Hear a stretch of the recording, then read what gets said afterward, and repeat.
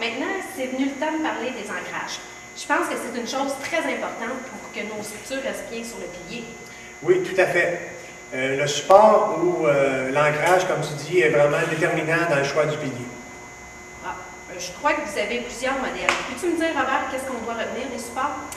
Bien, le support ajustable n'est pas nécessaire, puisque le pilier est vraiment très stable une fois enfoui dans le sol.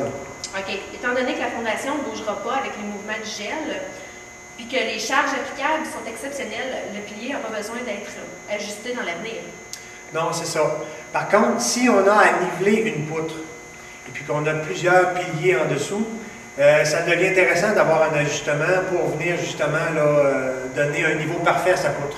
Ah, j'imagine que si les profondeurs d'excavation varient un peu, ça peut être difficile d'avoir toutes les têtes de piliers au même niveau. Mais si on place un poteau de bois sur la tête du pilier en vue de soutenir notre structure... Eh bien, comme ici, quand on place un poteau directement sur la tête du pilier, on économise un petit peu. C'est-à-dire qu'on n'a pas besoin d'ajustement et puis on se dépose directement sur la tête du pilier et le tour est joué. Bien, en plus, je dois dire que moi, j'adore cette manière-là. Le visuel est beaucoup plus intéressant. Puis j'aime mieux voir une colonne de bois s'appuyer sur l'assise du béton. J'aime vraiment ça. Mais pour revenir au modèle ajustable, lequel choisir? Tu vois, dans les modèles ajustables, nous avons quelques modèles qui sont les plus populaires. Nous avons le modèle U9. Ce modèle-ci permet un ajustement de 9 pouces. Sinon, on a la plaque modèle 6.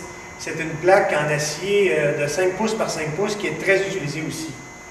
OK. Encore là, j'imagine que les gens sont mieux de vous dire le type de structure et mentionner les dimensions des pièces de bois utilisées. Ça évite une perte de temps pendant l'installation.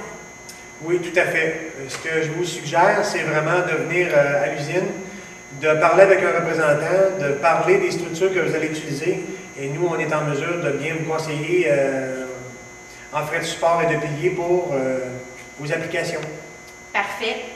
C'est simple, puis je trouve ça sécurisant de savoir qu'il y a des produits de qualité faits au Québec qui, de plus, sont très abordables, du moins très compétitifs avec d'autres principes de fondation. Bien, Robert, je te remercie beaucoup de nous avoir reçus. Bien, ça me fait plaisir.